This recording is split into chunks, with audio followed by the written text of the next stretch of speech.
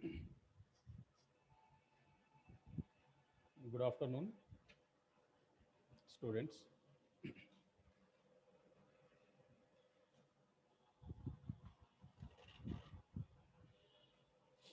Are you hearing my voice?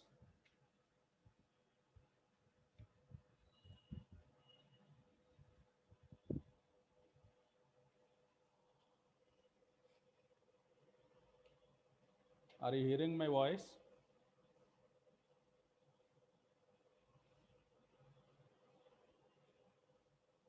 Voice వినిపిస్తుందా?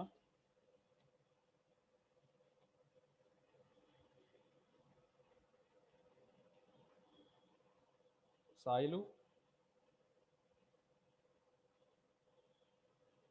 నా voice వినిపిస్తుందా?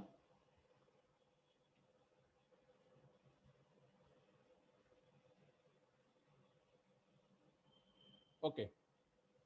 Anyhow, I'll start the class today.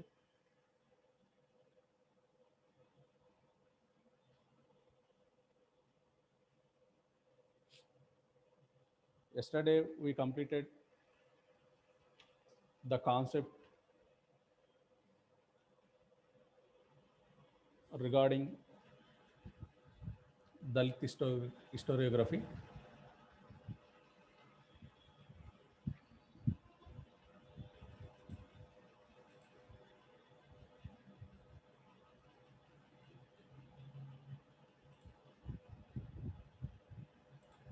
Okay, so yesterday we completed the Dalit historiography, and the next concept in our syllabus is the Dalit movements and its causes. Okay, so for every movement, you find the various causes based on the region, based on the religion, class, based on the various things, you find the various movement. Movement in the sense, movement is a change from the normal stage. It may be sudden, gradual, whatever it may be, but certain change may taken place. It may be sudden or a gradual change. Okay, the change also based on the various things. Okay, so when you see the Dalit movement, a concept from the social movements in India. So Dalit movement has a separate perspective. We cannot compare with other movements which taken place in India. Okay, Dalits are a outward caste, a lower structure in the whole Indian society. The Dalits were a broken-hearted. Dalits were untouchable. Dalits were Adishudras. Dalits were outside of the Varna system.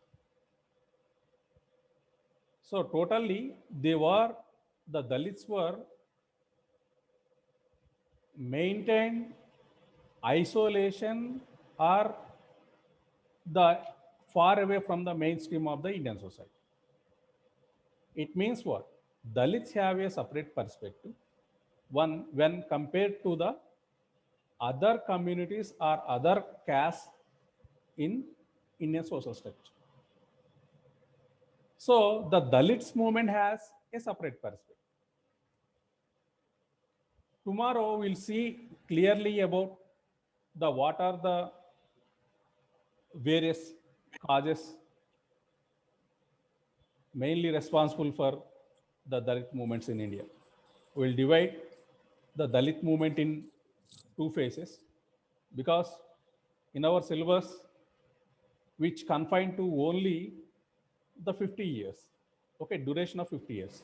Okay, our syllabus starts from 1900 to 1947. It means up to the Indian independence, you'll see the things regarding the Dalit movements. Okay, so it means what? Totally you see about the Dalit movements in the colonial period only. Okay, we have no syllabus after the Indian independence. Okay, you'll see up to the Indian independence. It means totally the colonial period. Okay, so you'll go for the various causes which leads to Dalit movements in India. Today we'll see a certain introduction about the Dalit movement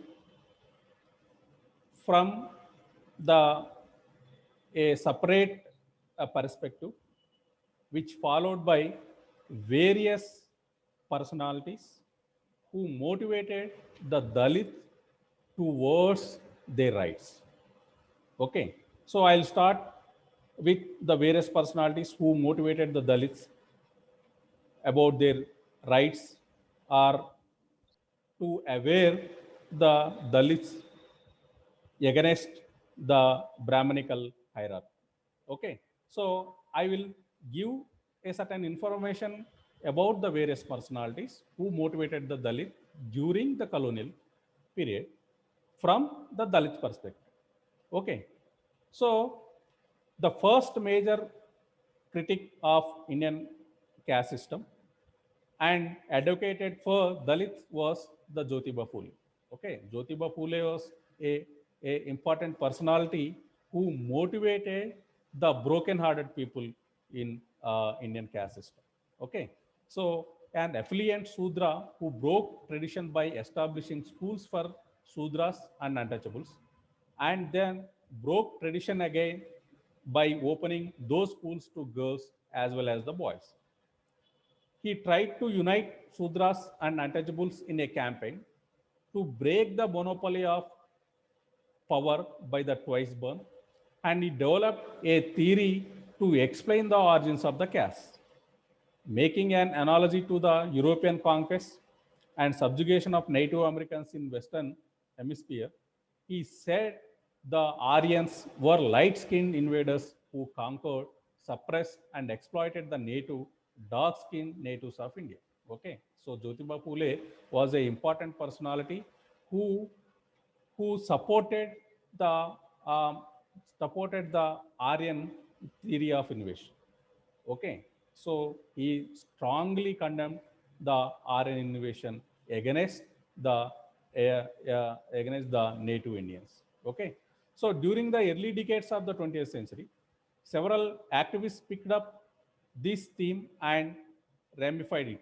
They were claiming that the South Indians were speak Dravidian language and the dark-skinned members of the Sudras are untouchables, and certain tribal groups are descendants of the aboriginal population of India who have been displayed or exploited the descendants of the Aryan invaders. Some of these people argued that barriers against the untouchables within the Hinduism should be broken down and that Dalits should be allowed the same rights to enter temples and be initiated as the upper varnas.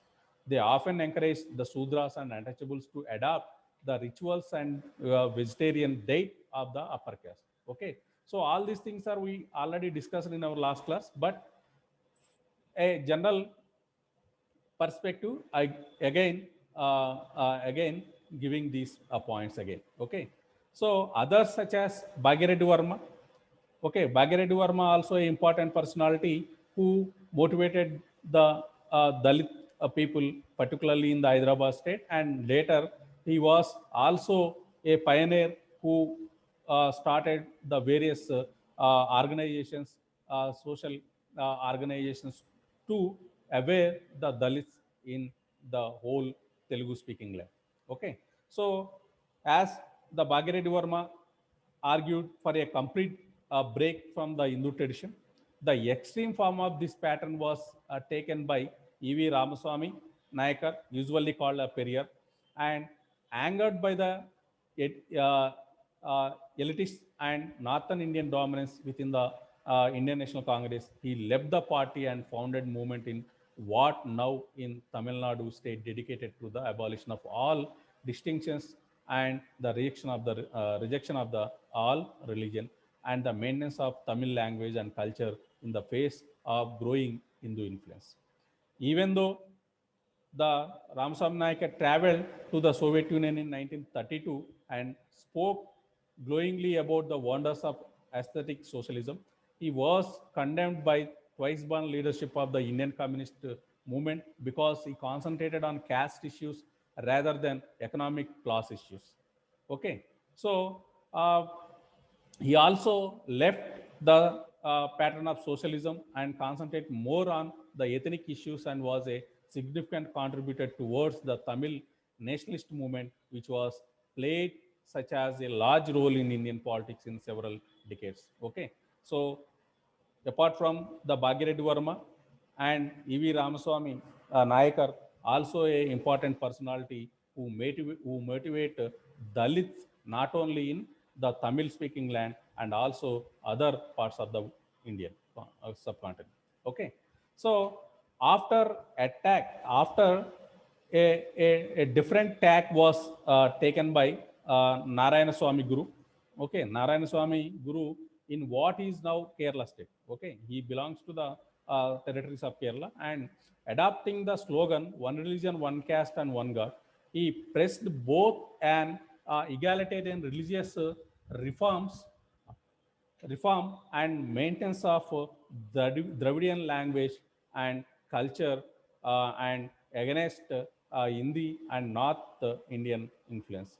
Okay, so North Indian influence in the sense he only against the the race of Aryan.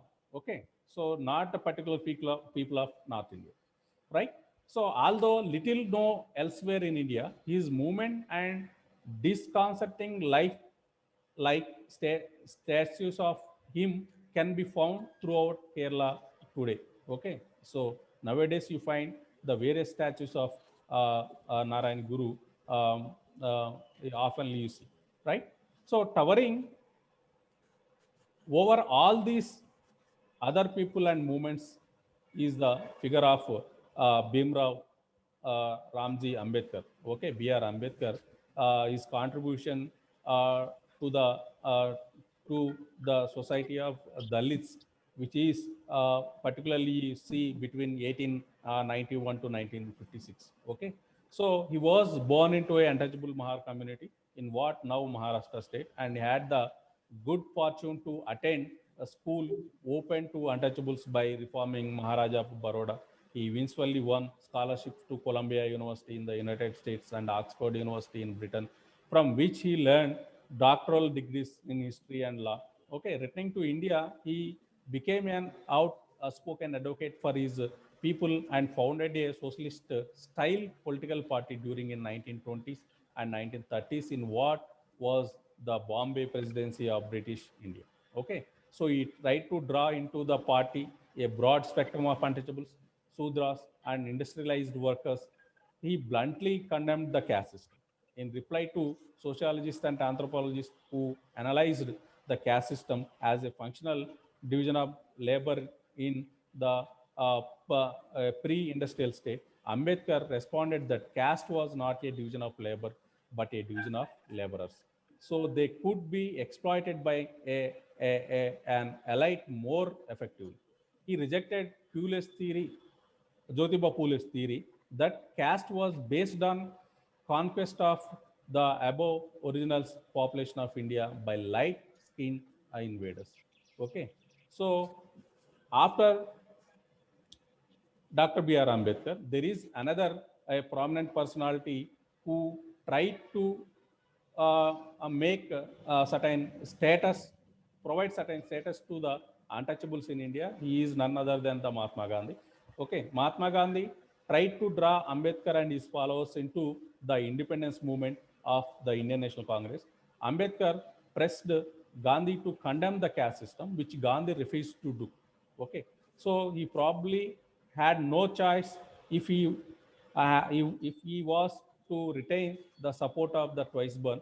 high caste Hindus who then has now made up the majority of the Congress party leadership, because he was in the party, Indian National Congress, so that he never condemned the caste system, because he was the main personality who fighting against the colonial rule, uh, uh, uh, uh, on behalf of the Indian society.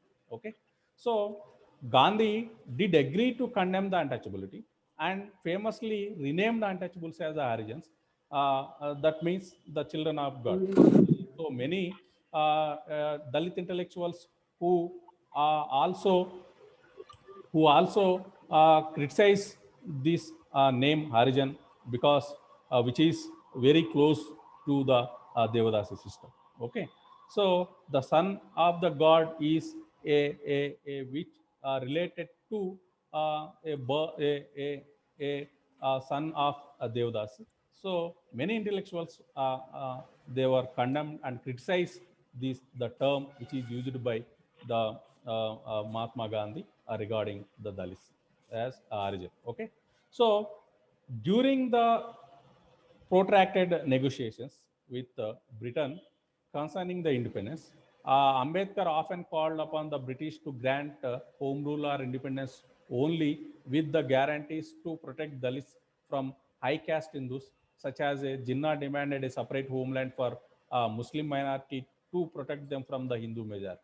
Okay, so as Muhammad Jinnah, who supported the separate electorates for the Muslims, as Ambedkar also, who demanded a separate electorates for the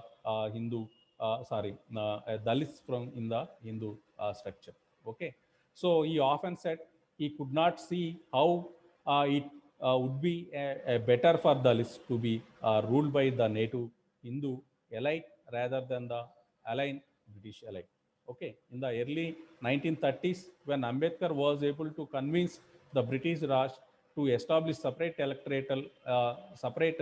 electoral districts for the untouchables to select their own delegates for representative assemblies then being established. Gandhi condemned the separate distinct plan as the divisive, and was able to pose the abolition of these separate electorates by one of his famous fasts unto the death. Okay, so there is certain a ideological conflict between the Mahatma Gandhi and Dr. B.R. Ambedkar also taken place, and certain compromise also taken place within the Pune Pact, right? So Ambedkar became increasingly isolated from the radical movements in India. He was branded a British agent by the Gandhi, and as well as Gandhi, and also by many Indian National Congress members also. Okay, so often outmaneuvered by the Nehru, suffered frequent humiliations by caste-conscious leaders of the Congress, and mocked by the twice-born intellectuals who ran India's communist and socialist parties, because he concentrated on the super, superficial and superstructure issues of caste rather than the real issues of economic class. Okay, so many upper class or elite people are the gundas who was given a certain troubles to the Ambedkar, because he was on the side of the Dalits, but he never cared those certain troubles which given by the upper caste structure or upper caste people at that time. But he followed what he want, and he followed what he want to do justice for this Dalit people. Okay, so he became convinced that the Taiswan Hindus, regardless of their political persuasion, would never modify or reform the caste system.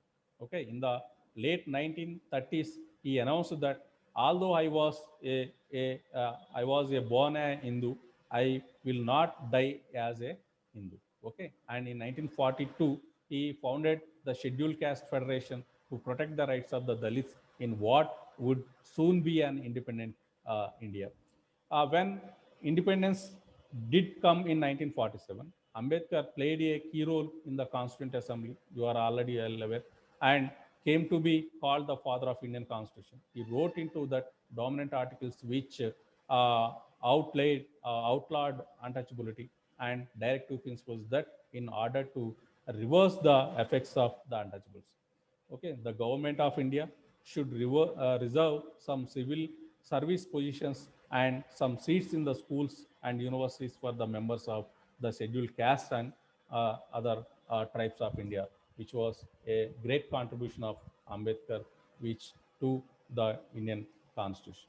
Okay, so these are a certain important personalities who aware the Indian Dalits in Indian society particularly, and he also got certain privileges by various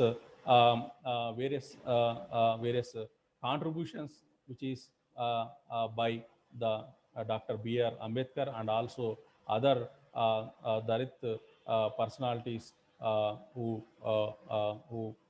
mobilized the Indian Dalits in the Indian caste structure. Okay, so these are about certain important general things regarding the Dalit awareness which created by the various personalities during the colonial part of our colonial age up to the India got the independence. It means up to 1947. Okay. Tomorrow you see the various causes for the Indian Dalit movements which emerged in India, and the various causes you already well known that mainly there is the uneven structure in the society. Okay, I will give a general view on these causes, and tomorrow we'll go through clearly. Okay, so detailed manner. Okay, so the most and the important and most important cause for this Dalit movement is Indian social structure only. Okay, so the uneven Indian social structure, which is the main cause for the Dalit movements in India. So uneven class or uneven social structure is nothing but a upper class domination in Indian social structure. Okay, so the Brahminical domination, which is was the important cause for the Dalit movements in India.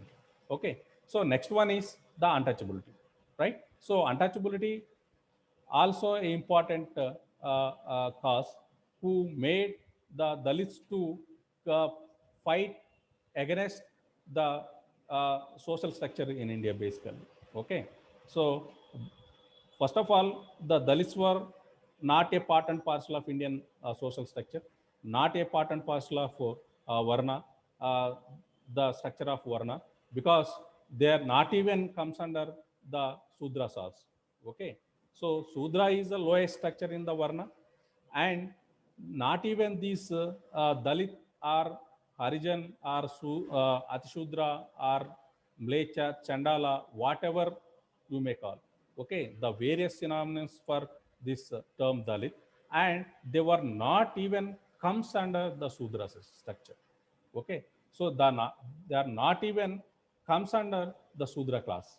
Okay, they are totally the outside of this structure, and they are keeping away from this structure, and they are kept very far away to the main Indian society. So that is the main cause why the Dalit mainly opposing the ideology of the Brahmins.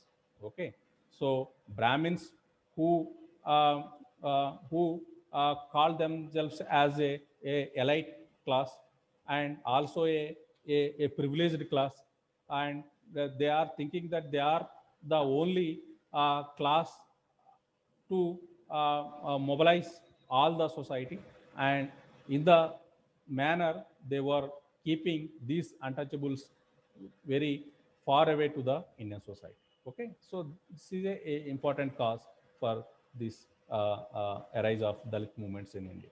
Okay, apart from this, there are many other classes, other causes which are in the economical perspective and social perspective, cultural perspective, and also religious perspective. Okay, so those causes may we may see in the tomorrow's class regarding the Dalit mobilization towards the Dalit movements in India. You have any doubt, you may ask at this moment. Okay.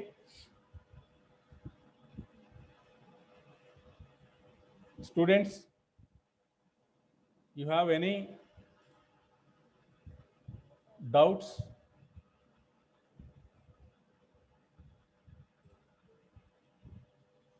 You are free to ask me at this moment.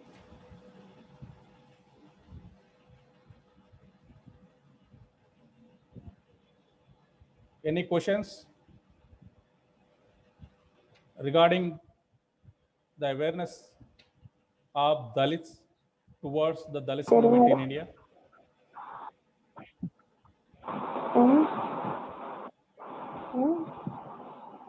Once unmute yourself, everyone.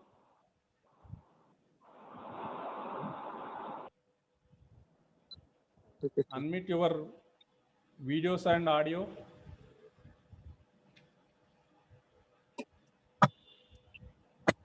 Okay, sir. And Nagaraju, Chinnanagaya, Triveni, you may unmute yourself.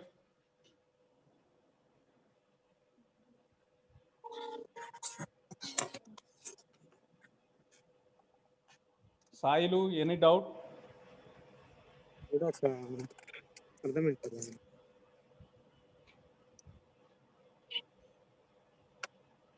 Chinnanagaya having any doubt? No, sir. Nagaraju? No, sir. Okay. Shall I end up my class today? Okay, sir. Are you hearing my voice? Okay, sir. Okay, sir. Sir. Okay. వినిపిస్తుందా? వినిపిస్తుంది sir. Okay right. క్లాసుకు సంబంధించి ఏమైనా doubts ఉన్నాయా? లేవు sir. లేవా? Okay. Shall I end up my class today? Okay, sir. Okay, sir. Right. Okay. This is about the Dalit mobilization towards the Dalit movements in India today. Tomorrow we'll see a causes for Dalits in detailed manner. Okay. So I'm going to end up my class today. Okay. Thank you. Thank you very much.